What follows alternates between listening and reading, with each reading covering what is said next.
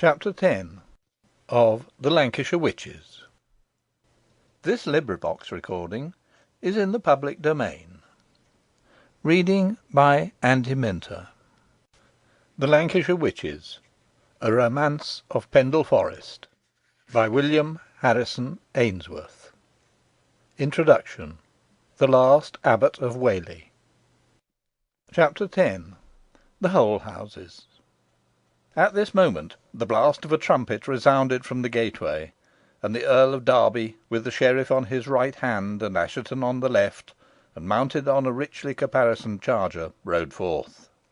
He was preceded by 4 javelin men, and followed by 2 heralds in their tabards. To doleful tolling of bells, to solemn music, to plaintive hymn chanted by monks, to roll of muffled drum at intervals, the sad cortège set forth. Loud cries from the bystanders marked its departure, and some of them followed it, but many turned away, unable to endure the sight of horror about to ensue. Among those who went on was Hal o' Nabs, but he took care to keep out of the way of the guard, though he was little likely to be recognised, owing to his disguise. Despite the miserable state of the weather, a great multitude was assembled at the place of execution, and they watched the approaching cavalcade with moody curiosity. To prevent disturbance, arquebusiers were stationed in parties here and there, and a clear course for the cortège was preserved by 2 lines of halberdiers with crossed pikes. But notwithstanding this, much difficulty was experienced in mounting the hill. Rendered slippery by the wet, and yet more so by the trampling of the crowd, the road was so bad in places that the horses could scarcely drag the hurdles up it, and more than one delay occurred. The stoppages were always denounced by groans, yells, and hootings from the mob, and these neither the menaces of the Earl of Derby nor the active measures of the guard could repress. At length, however, the cavalcade reached its destination. Then the crowd struggled forward, and settled into a dense compact ring round the circular railing enclosing the place of execution, within which were drawn up the Earl of Derby, the sheriff, Assheton, and the principal gentlemen, together with Demdike and his assistants, the guard forming a circle 3 deep round them. Paslew was first unloosed, and when he stood up he found Father Smith, the late prior, beside him, and tenderly embraced him. "Be of good courage, Father Abbot," said the prior. "A few moments, and you will be numbered with the just." "My hope is in the infinite mercy of Heaven, father," replied Paslew, sighing deeply. "Pray for me at the last." "Doubt it not," returned the prior, fervently. "I will pray for you now and ever." Meanwhile the bonds of the 2 other captives were unfastened, but they were found wholly unable to stand without support. A lofty ladder had been placed against the central scaffold, and up this Demdike, having cast off his houppelande, mounted and adjusted the rope. His tall gaunt figure, fully displayed in his tight fitting red garb, made him look like a hideous scarecrow. His appearance was greeted by the mob with a perfect hurricane of indignant outcries and yells. He heeded them not, but calmly pursued his task. Above him wheeled the 2 ravens, who had never quitted the place since daybreak, uttering their discordant cries. When all was done, he descended a few steps, and taking a black hood from his girdle to place over the head of his victim, called out in a voice which had little human in its tone, "I wait for you, John Paslew." "Are you ready, Paslew?" demanded the Earl of Derby. "I am, my lord," replied the abbot, and, embracing the prior for the last time, he added, "Vale, carissime frater, in aeternum vale, et Dominus tecum, sit in ultionem inimicorum nostrorum." "It is the king's pleasure that you say not a word in your justification to the mob, Paslew," observed the earl. "I had no such intention, my lord," replied the abbot. "Then tarry no longer," said the earl. "If you need aid, you shall have it." "I require none," replied Paslew, resolutely. With this he mounted the ladder, with as much firmness and dignity as if ascending the steps of a tribune. Hitherto nothing but yells and angry outcries had stunned the ears of the lookers on, and several missiles had been hurled at Demdike, some of which took effect, though without occasioning him discomfiture. But when the abbot appeared above the heads of the guard, the tumult instantly subsided, and profound silence ensued.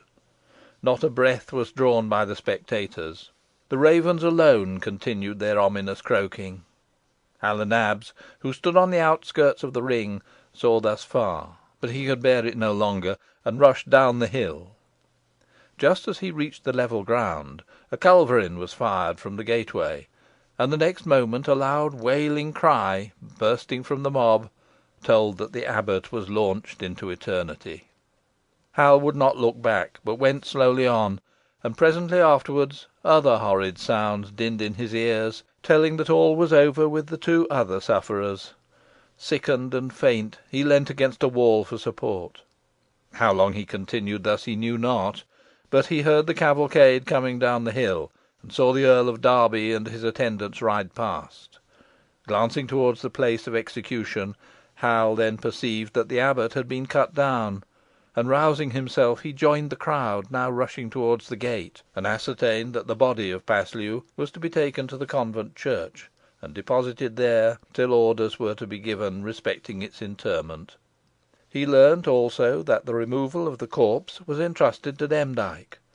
Fired by this intelligence, and suddenly conceiving a wild project of vengeance, founded upon what he had heard from the abbot of the wizard being proof against weapons forged by men, he hurried to the church, entered it, the door being thrown open, and rushing up to the gallery, contrived to get out through a window upon the top of the porch, where he secreted himself behind the great stone statue of St. Gregory.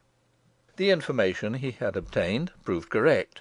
Ere long a mournful train approached the church, and a bier was set down before the porch. A black hood covered the face of the dead, but the vestments showed that it was the body of Paslew. At the head of the bearers was Demdike, and when the body was set down he advanced towards it, and removing the hood, gazed at the livid and distorted features. "At length I am fully avenged," he said. "And Abbot Paslew also," cried a voice above him. Demdike looked up, but the look was his last, for the ponderous statue of St. Gregory de Northbury, launched from its pedestal, fell upon his head and crushed him to the ground. A mangled and breathless mass was taken from beneath the image, and the hands and visage of Paslew were found spotted with blood dashed from the gory carcass. The author of the wizard's destruction was suspected, but never found. Nor was it positively known who had done the deed till years after, when Hal o' Nabs, who meanwhile had married pretty Dorothy Croft, and had been blessed by numerous offspring in the union, made his last confession, and then he exhibited no remarkable or becoming penitence for the act, neither was he refused absolution. Thus it came to pass that the abbot and his enemy perished together. The mutilated remains of the wizard were placed in a shell, and hurried away into the grave where his wife had that morning been laid, but no prayer was said over him. And the superstitious believed that the body was carried off that very night by the fiend, and taken to a witch's sabbath in the ruined tower on Rimington Moor. Certain it was that the unhallowed grave was disturbed. The body of Paslew was decently interred in the north aisle of the parish church of Whalley, beneath a stone with a Gothic cross sculptured upon it, and bearing the piteous inscription, Miserere Mei. But in the belief of the vulgar, the abbot did not rest tranquilly. For many years afterwards, a white-robed monastic figure was seen to flit along the cloisters, pass out at the gate, and disappear with a wailing cry over the Holehouses; and the same ghostly figure was often seen to glide through the corridor in the abbot's lodging, and vanish at the door of the chamber leading to the little oratory. Thus Whalley Abbey was supposed to be haunted, and few liked to wander through its deserted cloisters or ruined church after dark. The abbot's tragical end was thus recorded: Johannes Paslew, capitali affectus supplicia, 12th mensis martif, 1537. As to the infant, upon whom the abbot's malediction fell, it was reserved for the dark destinies shadowed forth in the dread anathema he had uttered, to the development of which the tragic drama about to follow is devoted, and to which the fate of Abbot Paslew forms a necessary and a fitting prologue. Thus far the veil of the future may be drawn aside. That infant and her progeny became the Lancashire Witches. End of Chapter 10 and of the Introduction.